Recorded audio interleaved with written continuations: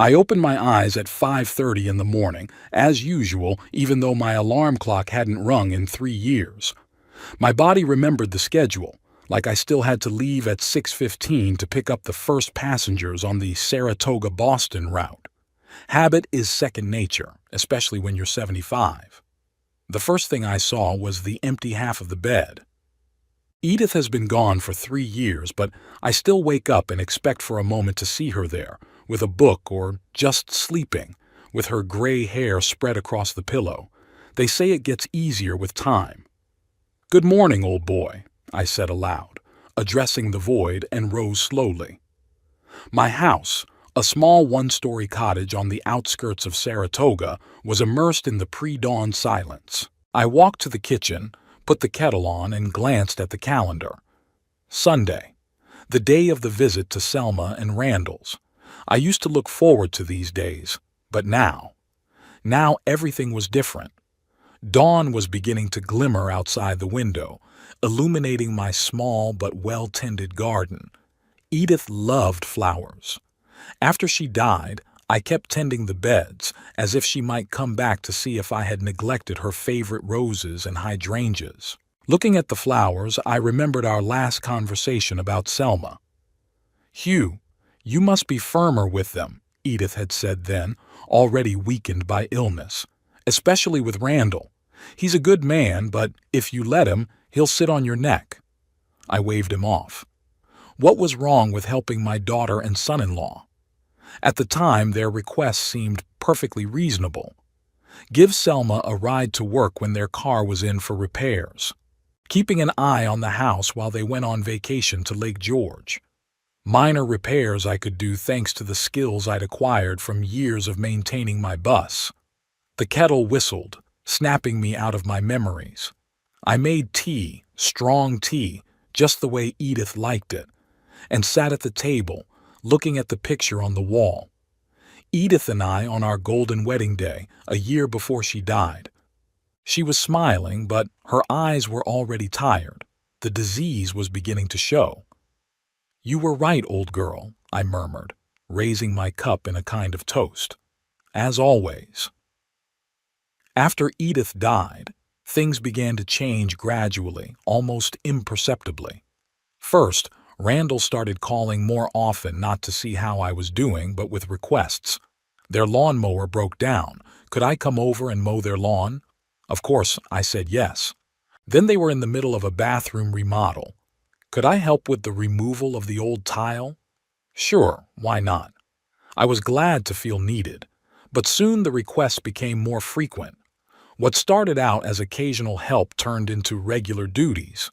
I remembered how Edith had once lambasted Randall when he'd suggested that I fix their fence at the same time, while I helped install a new air conditioner.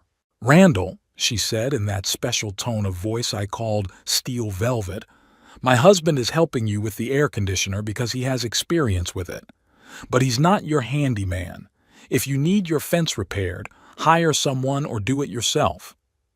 Randall smiled then and said he was just kidding. But I saw something flash in his eyes. Displeasure? Irritation? I realized now what it was. I finished my tea and looked at the clock. 7 o'clock in the morning. Selma still had 5 hours until lunch.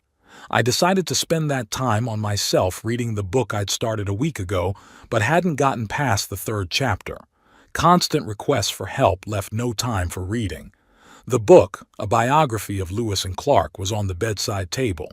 I settled into a chair by the window where the light was best. My eyesight isn't what it used to be, but I stubbornly refuse to give up the glasses Selma bought me last Christmas. They don't fit me. They put pressure on the bridge of my nose and distort my peripheral vision, which is unforgivable for a driver with 50 years of experience, even if he's not driving a bus anymore. I'd only read a few pages when the phone rang. Selma. "Daddy? Can't you get here early? Randall wants to show you something in the garage before it starts raining." I looked out the window. The sky was clear without a hint of rain. "Selma, the forecast says a sunny day." "Oh, you know those weathermen." Her voice became a little strained. "Anyway, Randall's really hoping for your help. It won't be long now. I sighed, closed the book, and put it on the table. Okay, I'll be there in an hour. Thanks, Dad. You're the best. As I hung up the phone, I caught myself thinking that Selma rarely said those words to me unless she needed something. I took my time getting dressed, thinking about what Randall might show me in the garage. Probably another breakdown he wants me to fix.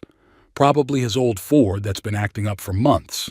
Randall makes good money as an accountant for a construction company, but for some reason he prefers not to spend money on repairs if he can use me. Before I left, I glanced at Edith's picture on the dresser. "What would you say now, dear?" I asked. "Be firm." Easy to say. My pickup, a 12-year-old Chevy, started the first time, despite the chilly morning. I kept it in perfect condition, as I did with everything I took on. It was my pride, the last car I'd bought with Edith. On the way to my daughter's house, I reflected on how our relationship had changed. When Selma was little, she used to look at me with adoration. I was her hero, the man who could fix any toy and take her anywhere. When she married Randall, I was happy. He seemed like a decent guy, with a good job and manners. Things went well for the first few years of their marriage. They came over for dinner every week, consulting with us about important decisions. But gradually, something changed. Perhaps it was the money. Randall had always been ambitious and a little stingy. Or maybe it was that Selma became more like him than Edith and me. She began to call less often just to talk. More often, the calls were accompanied by requests for help. Edith noticed these changes and tried to protect me from excessive demands. "Hugh is too kind to refuse," she told Selma, "but his knees hurt after all those years of driving. You can't ask him to paint your house." Selma used to roll her eyes, calling her mother overprotective. And Randall always found a way around Edith's objections by speaking directly to me when she wasn't around. I pulled up in front of their house, a 2-story house with a well-maintained lot and a 2-car garage. The house they'd bought 5 years ago was too big for a family of 3. They had a son, Nash, who was now in college in California. But Randall had insisted. Status was important to him. Randall was already waiting for me at the open garage door, with a smile that didn't reach his eyes. "Hugh, glad you could get here early." I nodded, climbing out of the pickup. My knees were really sore after years of being a driver, but I tried not to show it. "What's wrong, Randall?" "You see, I've got a problem with the Ford," he pointed to his other car in the garage. "Won't start. I thought maybe you could take a look at it. You have a lot of experience with engines." I went over to the car. The Ford was in decent condition, but clearly in need of professional service. "Randall, I drove buses, but I didn't fix them. That's what we had mechanics for." "But you know better than I do," he insisted. "Just see if it's something simple." I sighed and opened the hood. Sure, I knew the basics. 50 years of driving would teach you what was going on with a car. But I wasn't a mechanic. While I was examining the engine, Randall kept saying, "By the way, while you're here, could you take a look at the porch roof? There's a leak there, and the back door squeaks awful. Oh, and Selma was wondering if you could be here next week when they come to install the new refrigerator. We're both at work and you're staying home anyway." I straightened up, feeling the pain stabbing through my back. This was it. Not just a car repair, but a whole list of tasks. And this before a dinner I'd been invited to as a guest, not a handyman. Edith was right. She always saw right through people. In the last months of her life, she often warned me, "Don't let them use you, Hugh. You deserve respect. You're their father, not their servant." But I always found excuses. They're busy. They have stressful jobs. They have a mortgage. They're young. They need help. What else is an old man like me to do? "Randall," I began, but was interrupted by Selma. "Daddy, you're here, all right?" She gave me a quick kiss on the cheek. "Did Randall show you the car? We need it right away. I have important appointments at the clinic next week." "Selma, I'm not sure I can fix it. It needs a real mechanic." "But you've always fixed things," she frowned. Remember when you fixed my bicycle when I was 8? A bicycle and a modern automobile are different things, dear. Just try it, Daddy. Her voice got harder. For us. You know Randall's going through a rough patch at work. We're saving money. I looked at my daughter, the 40-year-old woman who had once sat on my lap and asked me to tell stories of long-distance travel. Now there was only impatience in her eyes, waiting for my agreement. All right, I'll see what I can do, I gave in, but I can't promise that I'll be able to fix it. That's good. Selma brightened up. Now let's go inside. I'm just getting dinner ready. By the way, I was wondering if you could help with the general cleaning next weekend.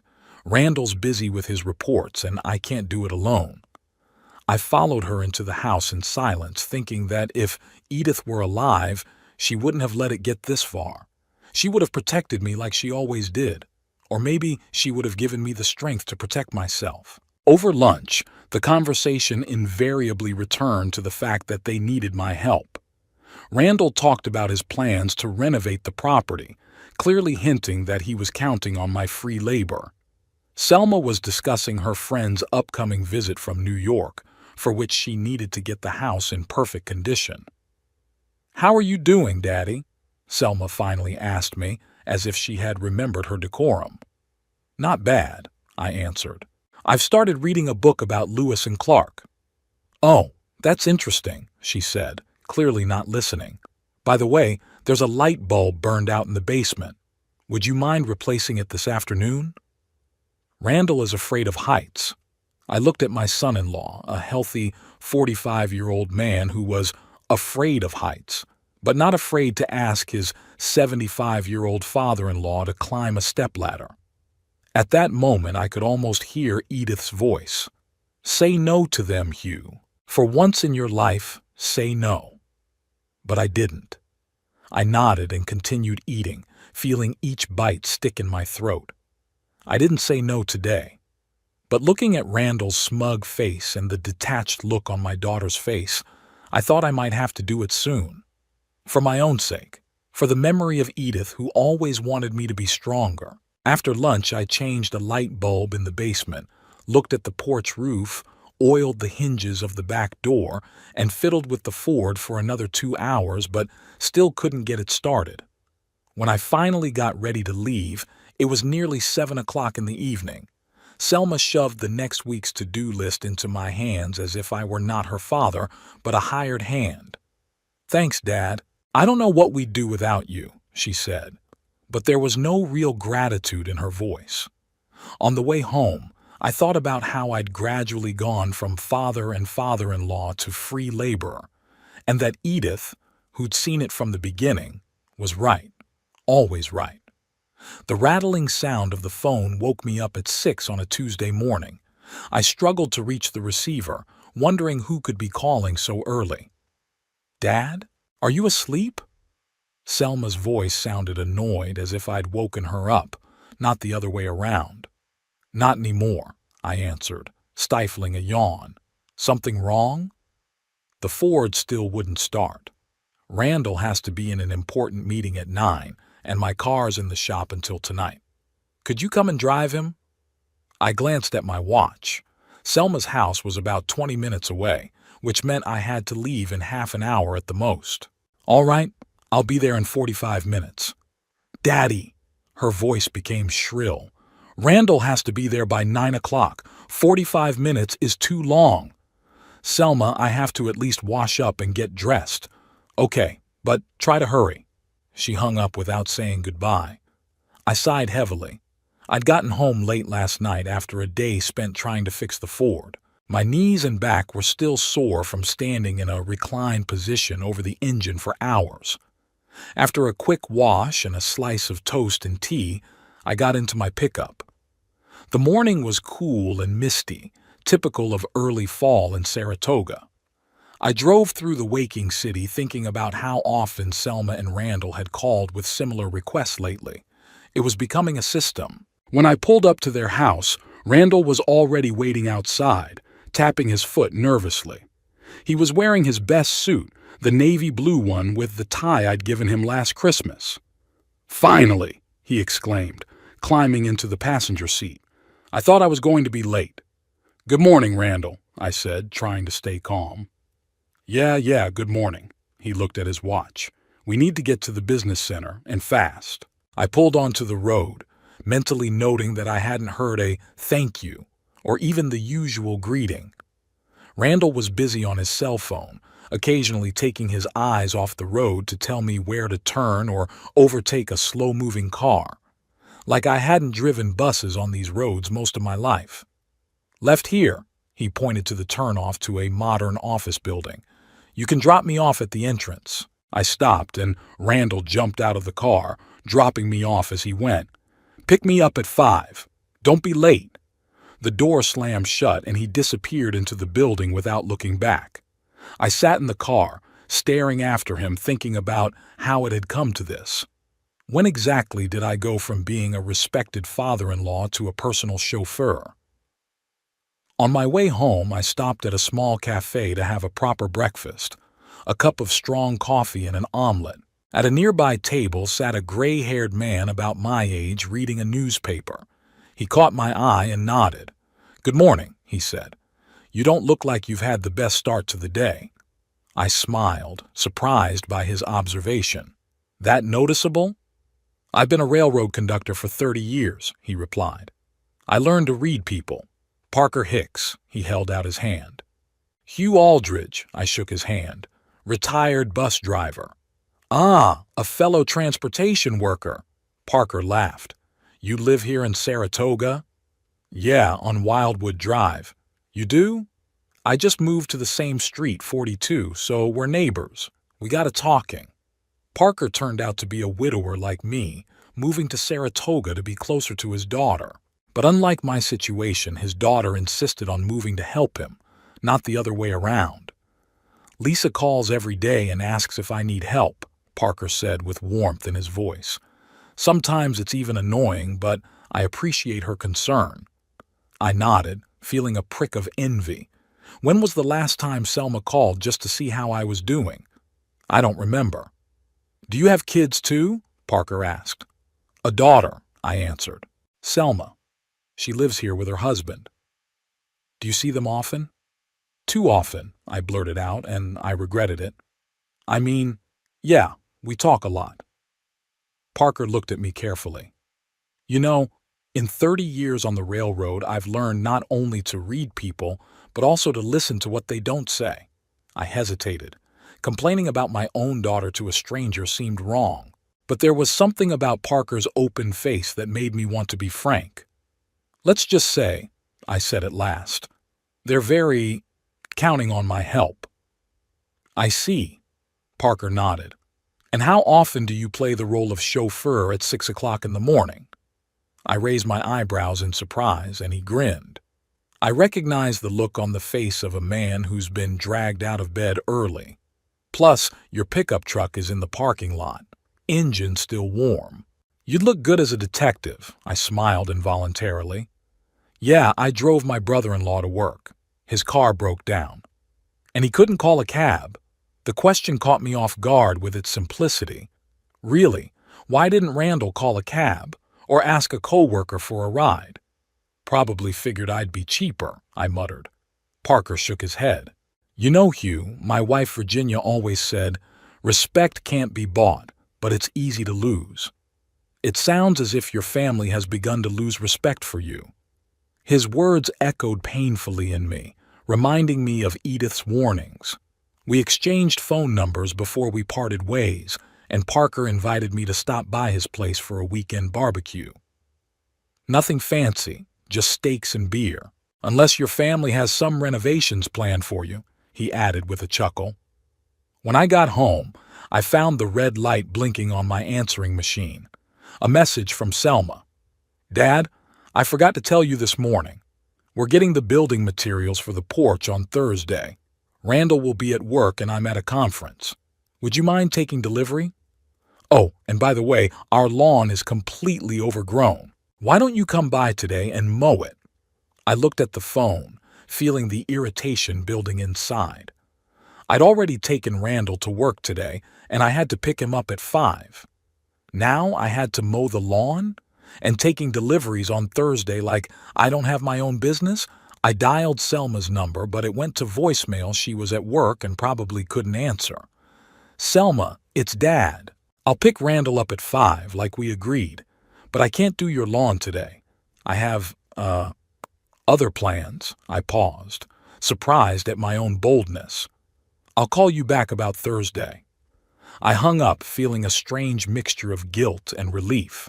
It was the first time in a long time I'd turned my daughter down. Edith would be proud. To distract myself, I decided to tackle my garden. Edith's flowers needed tending and the hedges needed trimming. Working outdoors always helped me think. I was just finishing the hedge when I heard a voice. Well done. I see we have a love of order in common. When I turned around, I saw Parker standing by the fence with 2 bottles of beer in his hands. I thought you could use some refreshment after all that work, he said, handing me one of the bottles. We sat on a bench in my garden enjoying the cool beer and the warm fall sun. It's a beautiful garden, Parker remarked. Your work? My wife's, actually, I replied. Edith loved flowers. I'm just maintaining what she created. How long has she been gone? 3 years. Cancer. Parker nodded. Virginia's been gone 5 years. Heart. You know what the hardest thing is? Having no one to talk to in the evening, just to share thoughts about the day gone by. I nodded understandingly. That's what I miss the most. Our evening conversations with Edith, when we discussed everything from politics to neighborhood gossip. And your daughter? Parker asked. Do you have heart-to-heart talks with her? I gave a wry chuckle. Selma is too busy with her life. And what are we supposed to talk about? Lately, our conversations have been reduced to a list of things I have to do for them. How many of those things are there? More and more, I took a sip of beer. You know, things were different when Edith was alive. She was, protected me, if you could call it that, kept them from demanding too much. And now there's no one to protect you. The question was direct, but not offensive. Parker looked at me with genuine interest. I have to defend myself now, I answered, but frankly, not very successful at it. Why? Parker asked. You do not look like a man who lacks character, I wondered. Why really? All my life I was independent, made decisions, was responsible for my passengers, for my family. When did I become so, submissive? Probably because it's my daughter, I finally said. It's hard to say no to your own child. Even if that child is taking advantage of you? Parker shook his head. I apologize if that sounds harsh, but from the outside, that's what the situation looks like. My phone rang, interrupting our conversation. Selma. Dad? You left a message saying you couldn't mow the lawn, but it really has to be done today. We have guests coming tomorrow from Randall's company and everything has to look perfect. Selma, I've already told you I have other plans. What plans could be more important than helping your own daughter? Her voice became harsh. Randall is really counting on you. I looked at Parker, who pretended not to listen but clearly heard everything. I've already taken him to work at 6 o'clock this morning and I'll pick him up at 5. I think that's enough. But the lawn. Hire someone. I was surprised at the firmness in my own voice. Or have Randall do it himself this weekend. You're getting selfish, Dad, she sounded accusatory. After all we do for you. What exactly do you do for me, Selma? The question hung in the air. There was silence on the other end of the line. You know what I mean, she murmured at last. We're always here for you if you need anything. But somehow it's always me who needs something from you, not the other way around, I said, amazed at my own courage. I'll pick Randall up at 5, like I promised. Goodbye, Selma. I hung up the phone, feeling my heart pounding. Parker looked at me with respect. Bravo, he said quietly. The first step is always the hardest. I nodded, still stunned by my determination. Edith had always said, Hugh, you're too kind. People take advantage of that. Maybe it was time to stop being so kind. At 5 sharp, I pulled up to Randall's office. He came out 10 minutes later, talking on the phone and gesturing to me that he'd be done soon.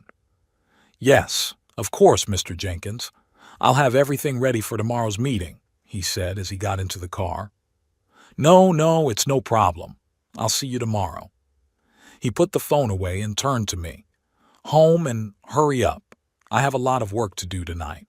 "No, hello, no, thanks for coming. Nothing."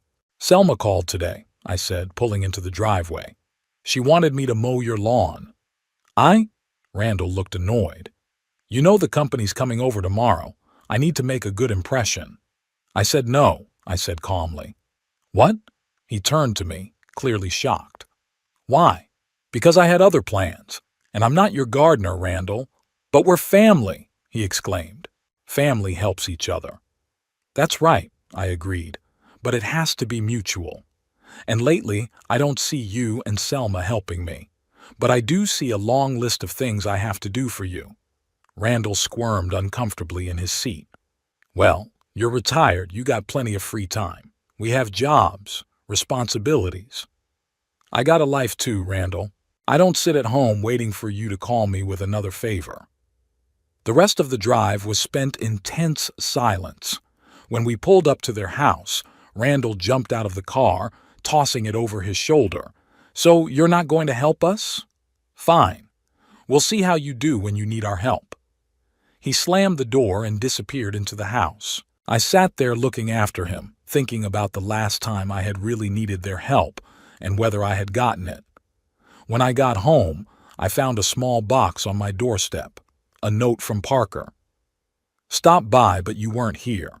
Leaving homemade apple pie, Virginia's recipe. Drop by tomorrow for tea." I smiled, bringing the pie into the house. It's strange how quickly new friendships appear when you start letting go of old connections. In the evening, sitting in Edith's chair with a slice of pie and a cup of tea, I reflected on our conversation with Parker and what he had said about self-respect. Edith had often said similar things in the last months of her life. "Don't let them use you, Hugh," she used to say. "You deserve respect, even from your own children, especially from your own children." I glanced at her picture on the mantelpiece. "You know, darling," I said quietly, "I think I'm finally beginning to understand what you meant. Thursday was unusually chilly for the beginning of fall. The rain had been pounding on the roof of my house since early morning and I didn't feel like going out. But I decided to keep the promise I had made to Selma about taking delivery of the building materials after all. I had already agreed to it. At 10:30, I pulled up in front of their house. The street was deserted. The neighbors had long since left for work. I settled on the veranda in an old wicker chair I had once given Selma and Randall and waited for the delivery truck. Sitting there, I thought back to our last conversation with Parker. After that day when I refused to mow the lawn, we started seeing each other more often. Yesterday, over a game of chess, he told me about his daughter Lisa. "She insisted that I move in with them in a large house with a separate annex for me," said Parker, moving the queen. "But I refused. Do you know why?"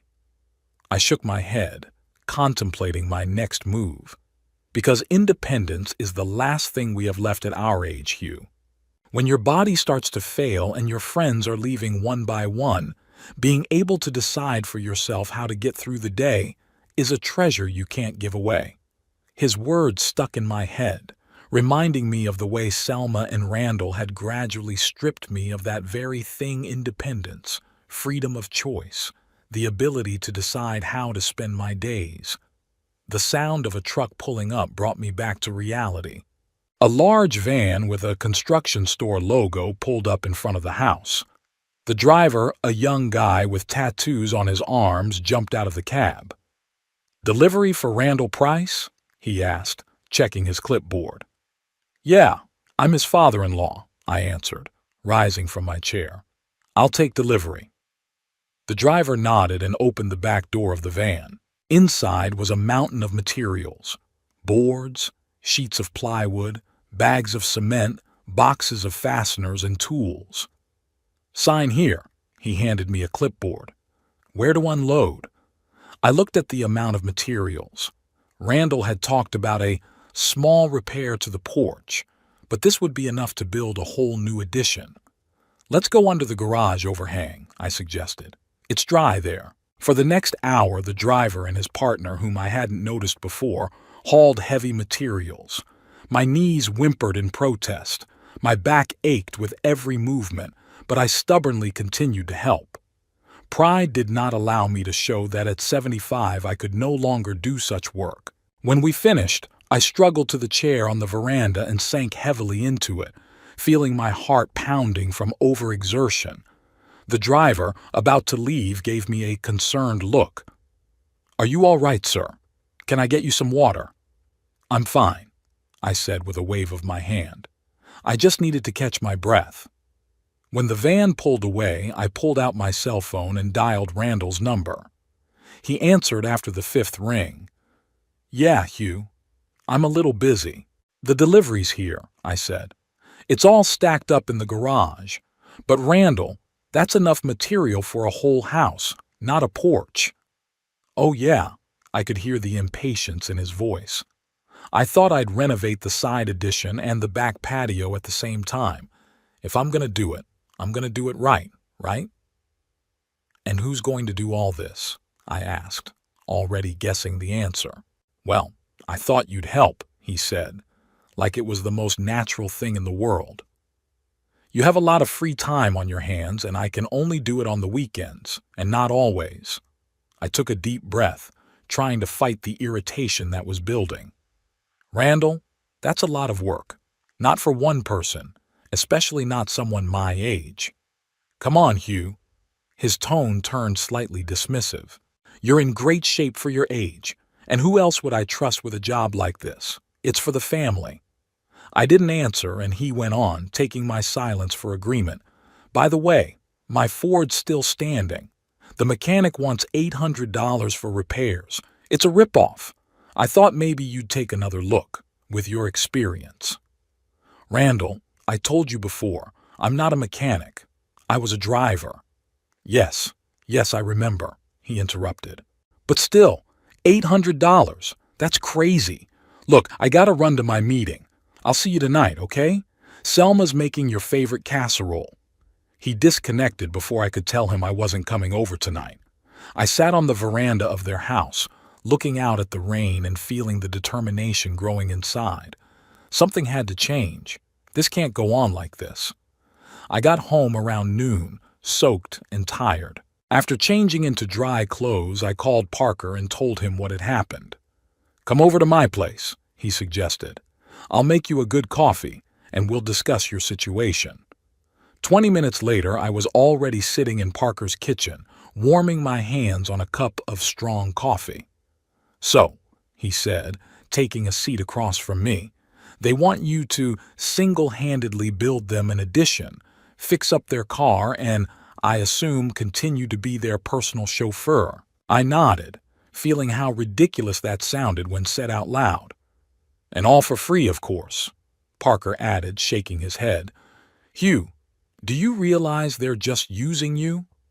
"I do," I admitted. "But this is my daughter, my only child." "So?" Parker leaned forward. "That doesn't give her the right to treat you like free labor. You're her father, not her servant." Parker's words echoed in my head, echoing what Edith had said. "You're their father, not their servant." It was as if she was speaking to me through him. "What am I to do?" I asked quietly. "Speak to them plainly," Parker answered without hesitation.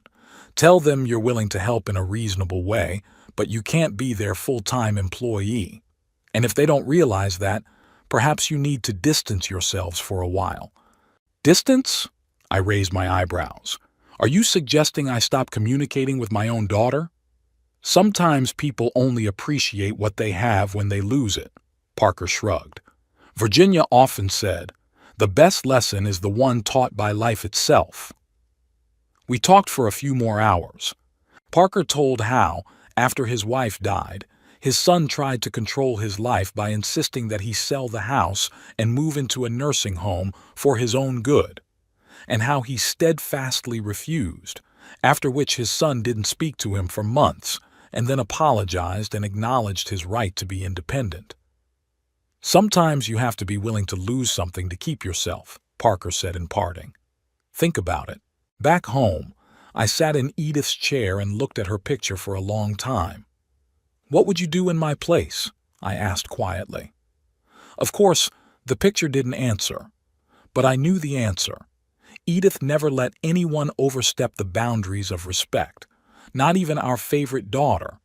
I picked up the phone and called Selma. "Papa?" Her voice sounded surprised.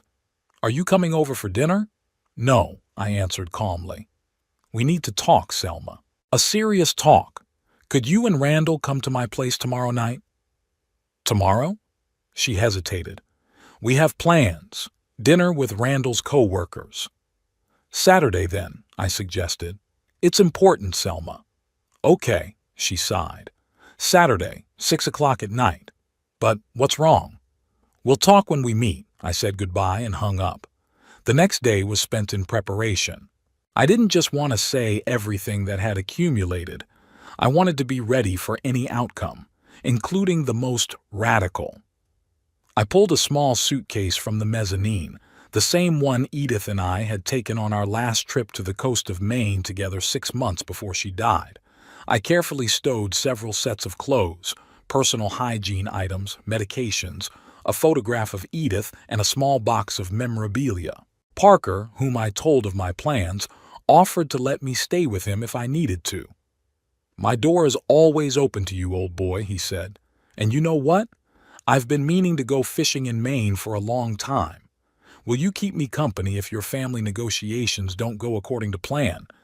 I nodded gratefully, touched by his friendly encouragement. Saturday night at 6 o'clock sharp, Selma's car pulled up. She and Randall entered the house with strained smiles. "Hi, Daddy." Selma pecked me on the cheek. "We won't be long. We still have plans for tonight." "Don't worry, it won't take long." I pointed to the couch in the living room and sat down in the chair across from them, the same one Edith always occupied during serious family conversations. "What's the matter?" Randall looked impatient. "Was there something you wanted to talk about?" I took a deep breath and began. "Our relationship has changed a lot in the last 3 years since Edith's passing, and I don't think it's for the better." Selma tensed, and Randall crossed his arms over his chest with the look of a man ready to defend himself. "What do you mean?" Selma asked cautiously. "I mean that I've gone from father and father-in-law to free labor for your family," I said bluntly. "Driver, gardener, handyman, watchman. The list goes on. And all this without a single thank you or even an acknowledgement that my time and effort is worth something too." "But we're a family," Selma exclaimed. "A family helps each other." "That's right," I agreed. "A family helps each other, but the help must be mutual and voluntary, not one-sided and forced." "We really appreciate your help, Daddy," Selma began, with the tone she used when she was a child, when she wanted to beg for something. "You know how busy we are, how hard we work." "Don't you think I've been working?" I interrupted. 50 years driving a bus, providing for your family, raising you after your mother died when you were 12. Edith and I never asked our parents to sacrifice their time and health for us. We managed on our own. "Times have changed," Randall interjected. "Things are more expensive now. Life is more complicated." "That's no excuse for using a loved one," I said firmly. "I'm willing to help you when you need it. But I'm not your free labor, Randall. I won't build you an addition, fix your car, or be your personal driver. I deserve respect and the right to decide for myself how to spend my days." There was a heavy silence in the room. Selma looked at me like she was seeing me for the first time. Randall frowned, tapping his fingers on the armrest of the couch. "Is that all you had to say?" Selma said at last. "Invited us here to accuse us of asking for help." "Not asking, but demanding," I corrected. "And yes, I wanted to make the boundaries clear. I am ready to help, but within reasonable limits and when I think I need it. And not at your first call, leaving my own business. What business could you possibly have? Randall snorted. You're retired. That comment hit me harder than I'd expected. It was as if I was no longer a person entitled to my own time and interests when I retired. I have a lot of things to do, Randall, I replied coldly. I read books. I go out with friends. I tend Edith's garden. I live a full life that doesn't revolve around your needs. Selma jumped up from the sofa, her face flushed with anger. I can't believe it. You've become so selfish, Daddy. We ask for a little help, and you act like we're exploiting you. Aren't we? I remained calm, which only seemed to annoy her more. When was the last time you called me just to see how I was doing? Not with a request, not with a demand, but just to talk? Selma opened her mouth but closed it immediately, unable to find an answer. Exactly, I nodded. We only see each other when you need something from me. This isn't family, Selma. It's use. Randall stood up, taking Selma's hand. I think we should go now. Obviously, you've turned against us. Maybe when you cool down, we can talk normally. I'm perfectly calm, I assured him. And I really need your answer.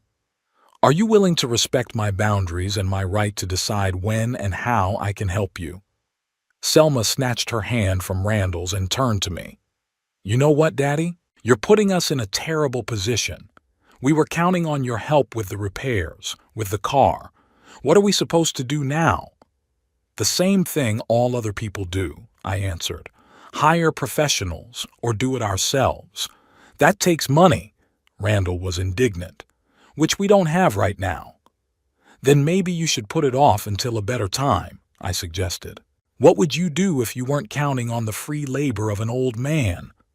Randall's face contorted with anger. If you don't want to help your family, maybe we shouldn't be in contact at all, he blurted out.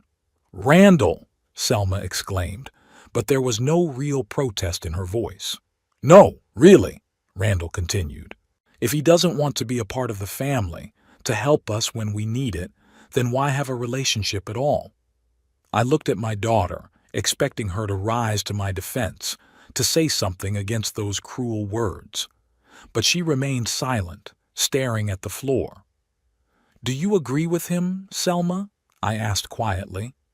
She raised her eyes, full of tears, but not from sympathy for me, but from resentment. I don't know what's happened to you, Papa. You've changed. You've become cold, distant. If you don't want to help us, if you think it's such a burden, maybe Randall's right. I stared at her, feeling something finally break inside me. This was my girl, the one I'd raised alone after her mother died, the one I'd read bedtime stories to, the one whose broken knees I'd healed, the one whose tears I'd wiped away. And now she stood in front of me, practically rejecting me because I dared to ask for simple respect. Okay, I said at last. If help is the only thing that binds us together, if you don't need me without it, then the choice is clear. I stood up and walked slowly out of the room. They stared at me in silence, clearly not understanding what I was doing. I came back a minute later with a suitcase in my hand. Daddy? Selma looked confused. What are you doing? Choosing myself, I answered calmly. For the first time in a long time. I smiled, not bitterly, not wickedly, but with a new sense of release. I put the suitcase down, went to the picture of Edith on the mantelpiece, took it carefully, and put it in the side pocket of the suitcase. You can't just go away, Selma looked stunned. Where are you going to go? I have a place, I smiled again, and friends who appreciate me not for what I can do for them, but for who I am. I picked up my suitcase and headed for the door. Selma and Randall stood frozen with shock, clearly not expecting this turn of events. They thought I'd give in, apologize, agree to their terms as I'd always done. If you change your mind and decide you need me as a father and not as free labor, I said, turning around in the doorway, you know where to find me. I stepped out onto the porch, feeling oddly light. The sun was already setting, coloring the sky with pinks and golds. I took a deep breath of the evening air and walked down the path to the gate without looking back. Behind me, I heard Selma run out onto the porch. "Papa!" she shouted. "You can't just leave. We're family." I turned around, still smiling. Family is built on love and respect, Selma, not on being used. When you're ready for a real family relationship, I'll be glad to see you. With those words, I walked out the wicket and down the street, feeling myself getting a little freer, a little stronger with each step. For the first time in the 3 years since Edith's death, I felt that I was doing exactly what she would have wanted me to do, protecting myself, my dignity, my right to be respected. I didn't look back, but I knew Selma was still standing on the porch, staring at me with disbelief and shock. She had never seen me act so forcefully. This was a whole new man to her, not the malleable father she could manipulate, but a man with a sense of dignity. When I reached Parker's house, I knocked on the door. He opened it almost immediately, as if he'd been waiting for me. "Did it work?" he asked, looking at my suitcase. "They chose," I shrugged. "And so did I." Parker nodded understandingly and stepped back, letting me into the house. "Welcome to your new life, Hugh," he said. "How about a fishing trip? Maine is beautiful this time of year." I set my suitcase down, and for the first time in a long time I felt like I could breathe fully. "You know," I said, "that sounds wonderful." Sunday morning greeted me with an unfamiliar ceiling and sounds that weren't in my house. The quiet hum of the refrigerator behind the wall and the muffled noise of the neighbor's lawnmower.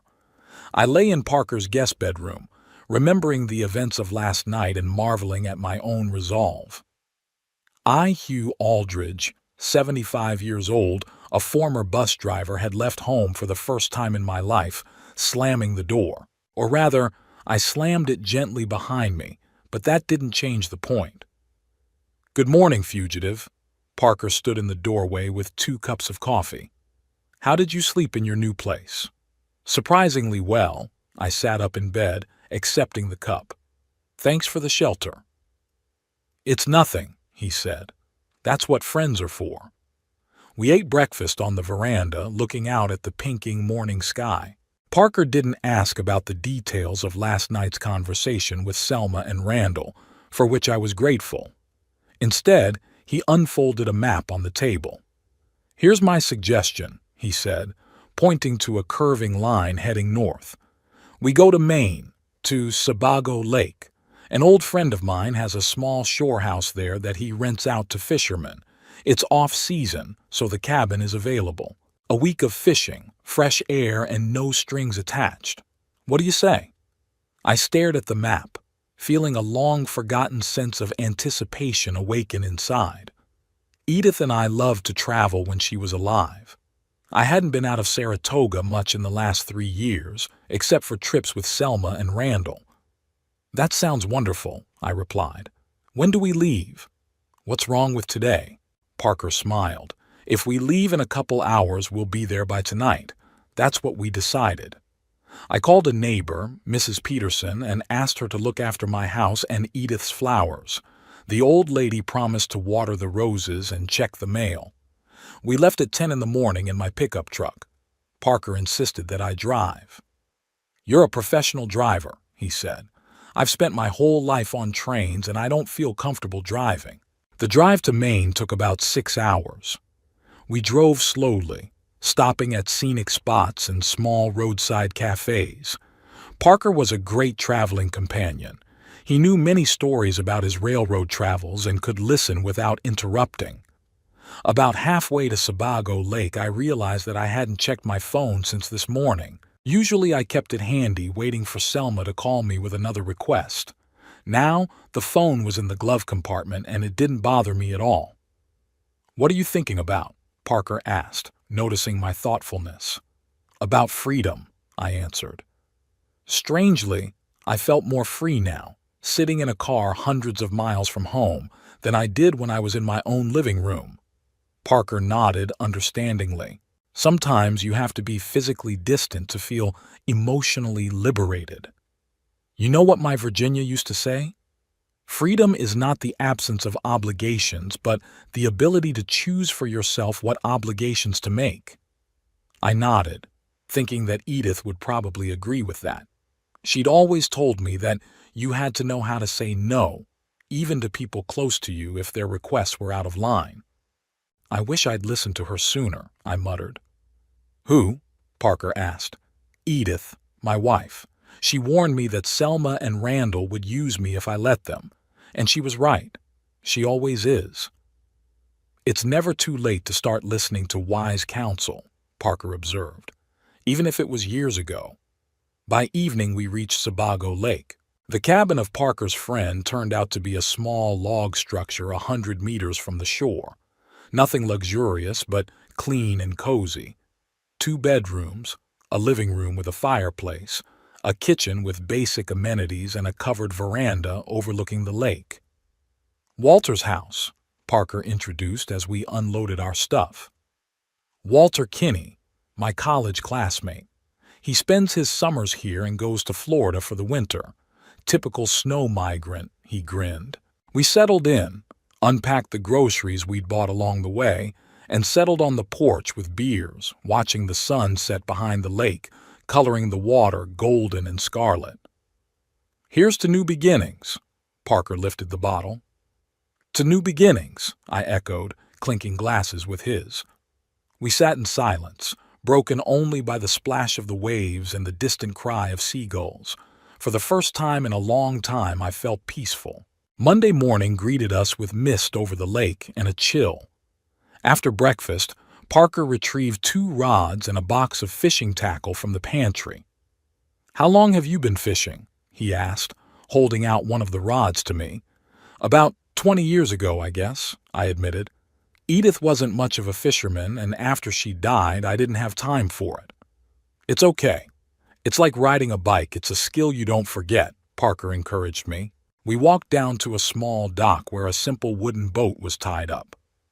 Walter's gift to all the guests, Parker explained as he helped me into the boat. No motor, but it's good for fishing in a quiet cove. He pushed the oar off the dock, and the boat glided smoothly across the mirror-like surface of the lake. The fog gradually cleared, revealing a magnificent view of the surrounding hills covered with golden-red fall forest. We cast our fishing rods and waited.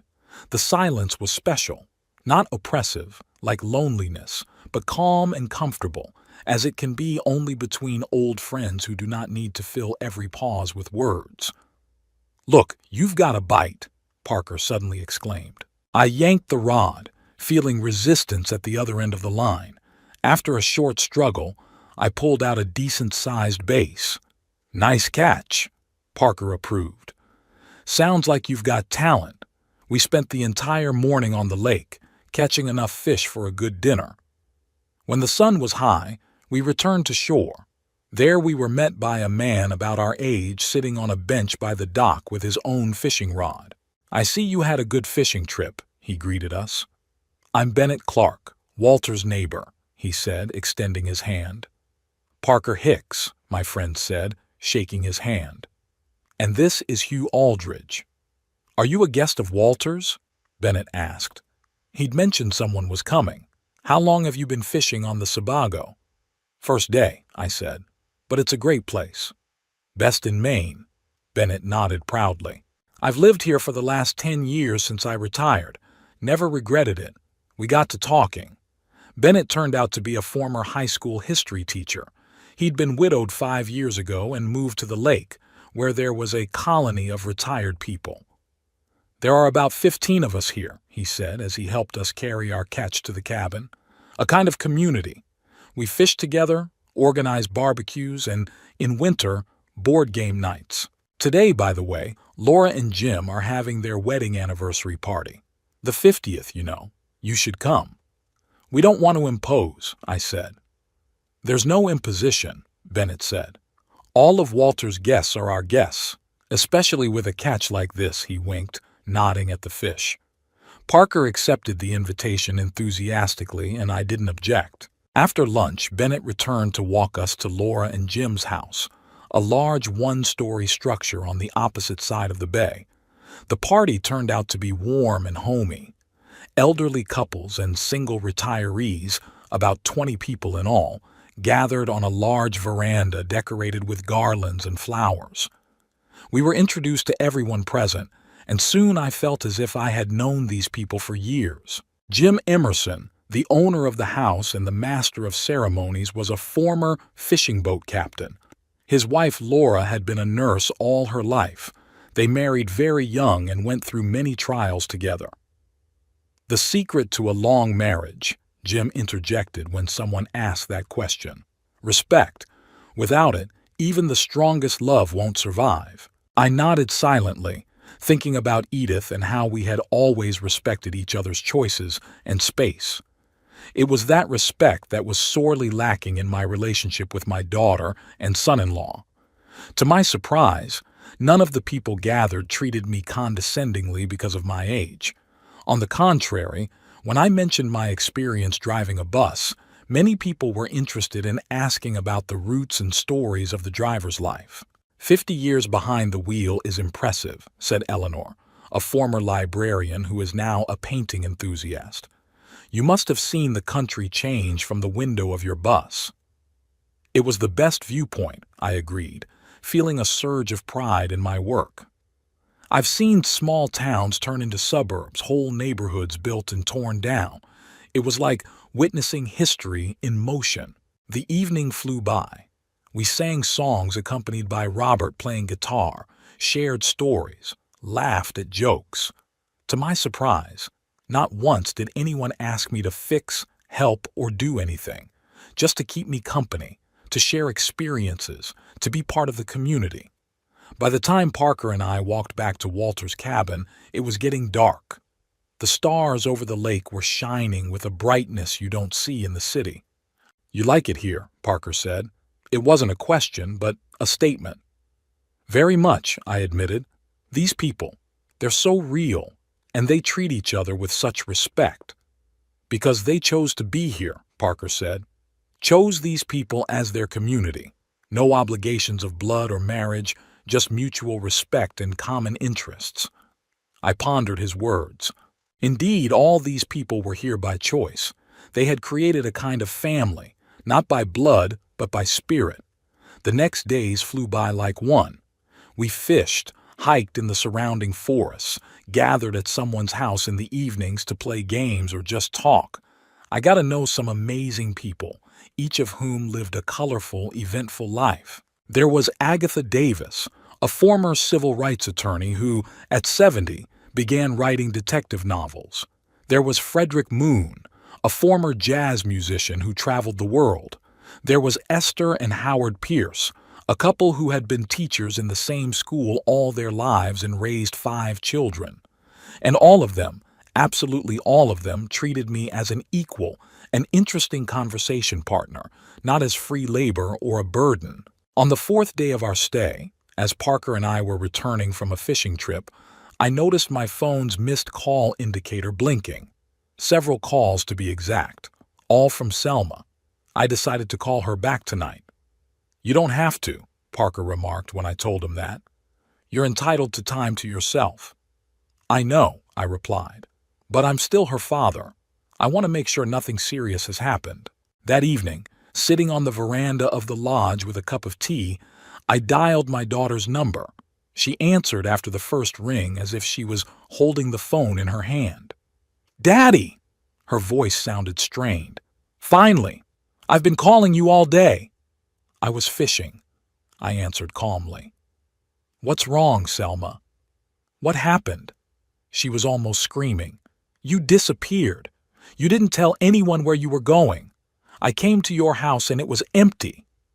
I thought something had happened to you."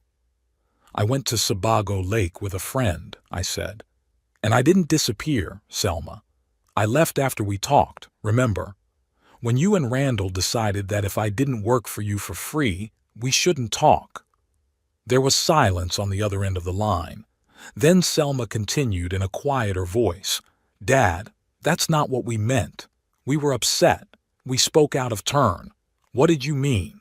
I asked, trying to remain calm. "Well, that we needed your help. that we were counting on you. I? I waited for a follow-up, for some kind of admission of wrong, some kind of apology. "And we're in trouble now, Daddy," she said, a whiny note in her voice. The Ford finally broke down. Randall's late for work because he has to take public transportation. And yesterday in the rain, the porch roof leaked and flooded part of the living room. "We need your help, Dad." That's it. Not, "We miss you," not, "We're sorry for what we said," but, "We need your help." I could feel the frustration building inside. "What about what you said? That if I don't want to help, we shouldn't hang out?" "Dad, come on." I could hear the irritation in her voice. It was an emotional moment. We're a family. We need to stick together, especially now that we're in trouble. I remained silent, realizing that she didn't even realize what she was doing wrong. It was normal for her to only turn to me when she needed help and push me away when I asked for simple respect. "So, are you coming back?" Selma asked impatiently. "We really need your help, Dad." I looked out at the lake, at the stars above it, at the warm light in the windows of the neighboring cabins where the people who had become my friends in a matter of days lived. "No, Selma," I said calmly. "I'm not going back now. I'm vacationing with a friend and we plan to stay here for a few more days." "What?" She obviously didn't expect that answer. "But Daddy, we're in trouble," I explained. "I heard," I said. "But you have the option of calling a professional. A roofer can fix the roof. A mechanic can fix the car. I'm busy right now." "Busy? What could you be busy with?" Her voice sounded as if the very idea that I might have a life of my own seemed absurd to her. "Fishing," I answered simply. "Socializing with friends. Life, Selma. My own life." There was silence on the other end of the line. Then I heard muffled voices, something Selma must have been discussing with Randall. "Daddy," her voice became businesslike, "we're really in a tough spot. Randall says if you'll come back and help with the repairs in the car, we're willing to pay you. It's not much, of course. We're having financial difficulties right now, but still. That's fair, isn't it?" I almost laughed. They still didn't understand. It wasn't about money. It was about respect, about recognizing my right to my own life, to choose. "Tell Randall I don't need his money," I replied. "I'll be back in Saratoga in a few days. And if you want to talk, really talk, not just ask me to do something, I'll be glad to see you. In the meantime, enjoy each other's company and learn to solve problems on your own." I said goodbye softly but firmly and hung up, ignoring her indignant exclamations. It was hard on my heart after all. This was my daughter, and I loved her no matter what. But I knew I was doing the right thing. For her, for myself, for our future as a family. If there ever was one. Parker came out on the veranda with 2 glasses of whiskey. "From the look on your face, that was a tough conversation," he said, handing me a glass. "Not easy," I agreed, taking a sip. The warmth of the drink spread through my body, easing the bitterness of the conversation a little. She hadn't called because she was worried about me, but because they needed help with the house and car. Parker shook his head. "And you said no?" "Yeah," I stared at the dark surface of the lake with the stars reflecting in it. "You know what the funny thing is? Edith saw all this coming. She told me that you have to know how to say no, or people will take your kindness for granted." "She was a wise woman," Parker nodded. "Very," I smiled, remembering my wife. "I wish I'd listened to her sooner. Maybe things would have turned out differently then." "It's never too late to start listening to wise counsel," Parker repeated a phrase he'd said at the beginning of our journey, even if it was years ago. I nodded, looking up at the stars and thinking that perhaps only now, at 75, was I beginning to truly understand what it meant to respect myself and demand respect from others.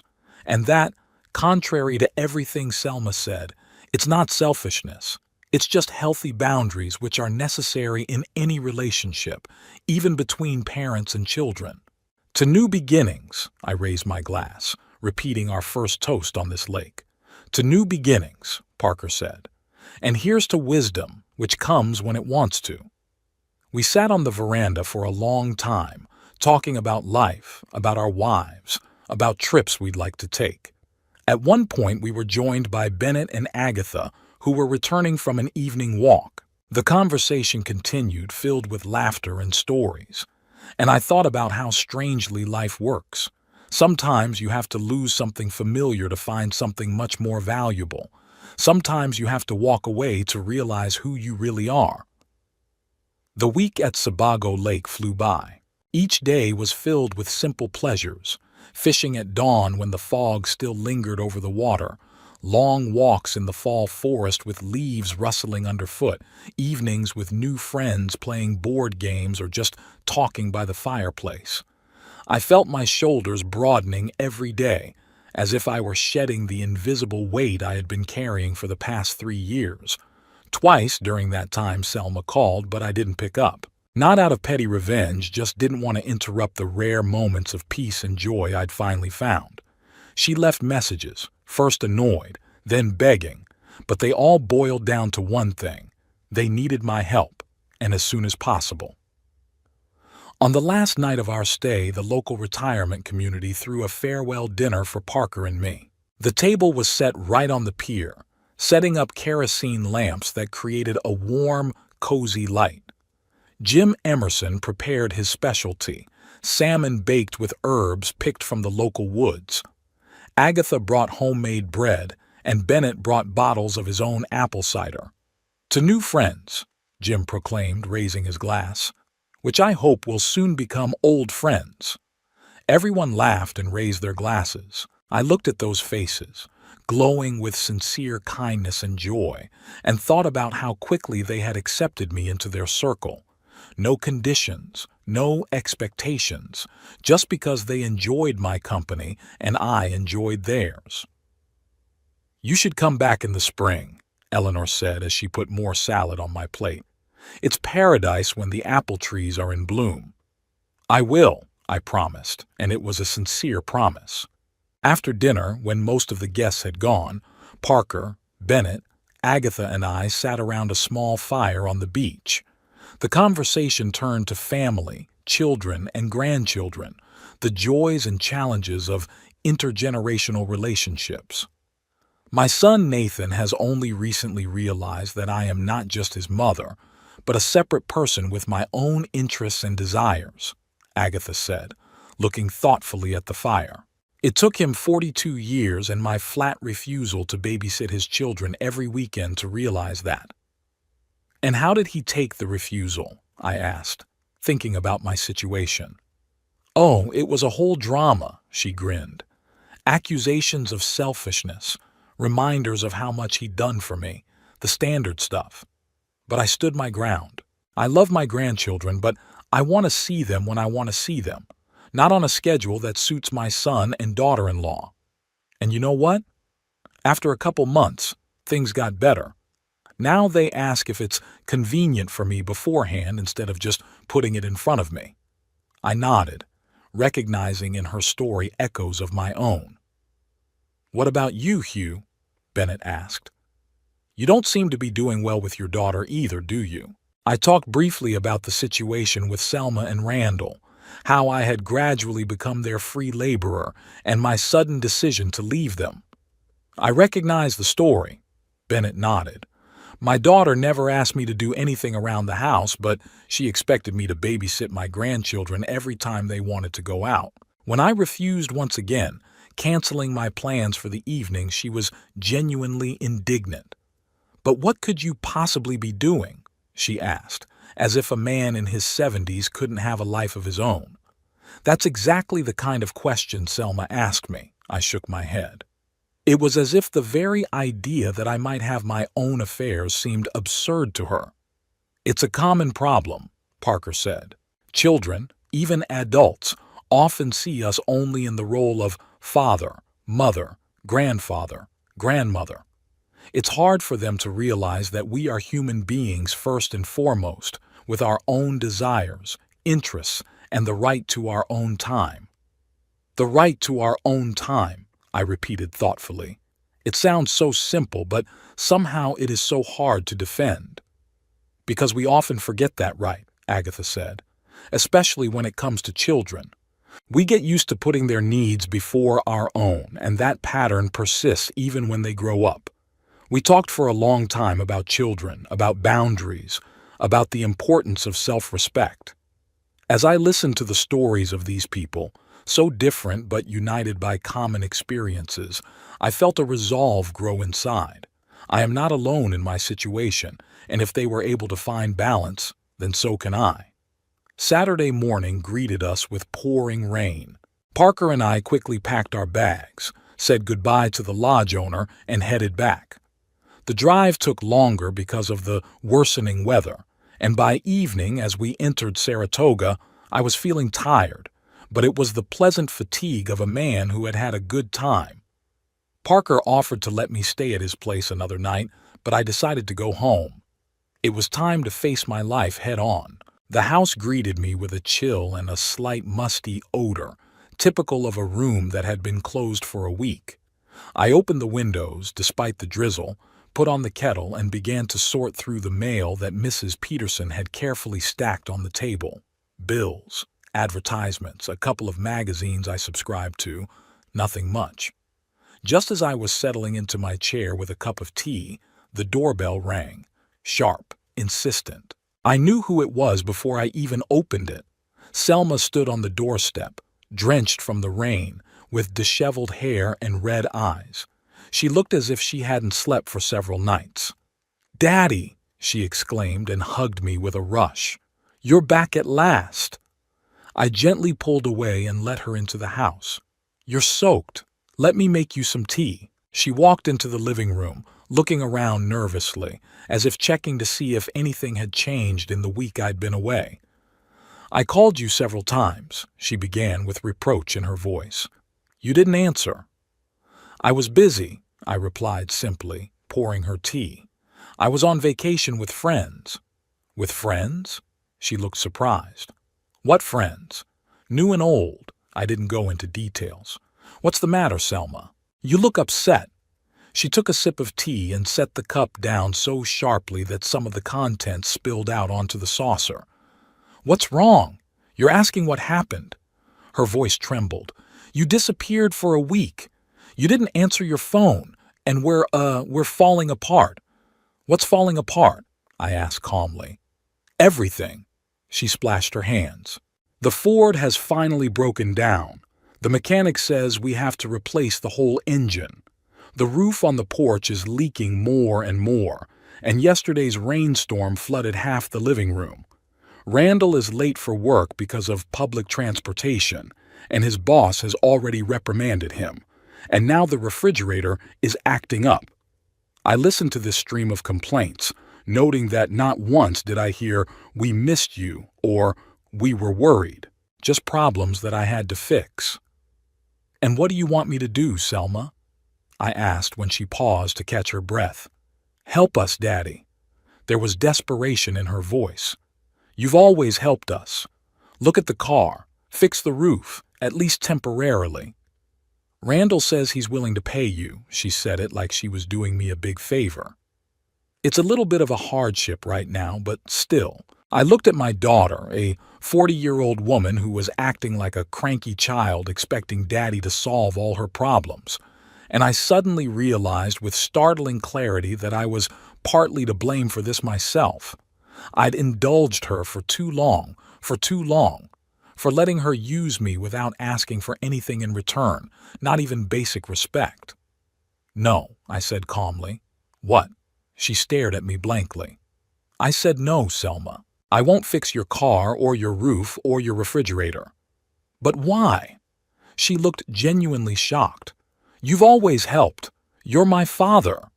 "That's exactly why." I took a sip of tea, gathering my thoughts. "I'm your father, Selma. Not your handyman, not your free mechanic, not Randall's handyman. I'm a man who loves you and wants to be a part of your life, but on terms of mutual respect, not one-sided exploitation." "Exploitation?" She looked insulted. How can you say that? We're a family. Yes, we are, I agreed. And that's why it pains me to realize that for the past 3 years we've only seen each other when you need something from me. You don't call just to ask how I'm doing. You don't just invite me over for dinner with no ulterior motive. Every meeting we have comes with a list of things I have to do for you. That's not true, she exclaimed, but there was a flicker of doubt in her eyes. Isn't it? I sighed. Selma, when was the last time you asked about my life? About my interests, my plans, my friends? You were surprised that I had friends, as if you couldn't imagine that I have a life beyond helping you. She opened her mouth to object, but immediately closed it. Her face reflected an internal struggle between her usual pattern of behavior and the realization of the truth in my words. What do you want from me, Daddy? She finally asked quietly. I want to be your father, not your servant, I answered. I want you to call me because you miss me, not because the refrigerator broke. I want our relationship to be built on love and respect, not on what I can do for you. But we're really in a tough spot right now. She looked at me almost pleadingly. We need help. I understand, I nodded, and I'm willing to help, Selma, but not the way I have been, not indefinitely, not gratuitously, and most of all, not as a matter of course.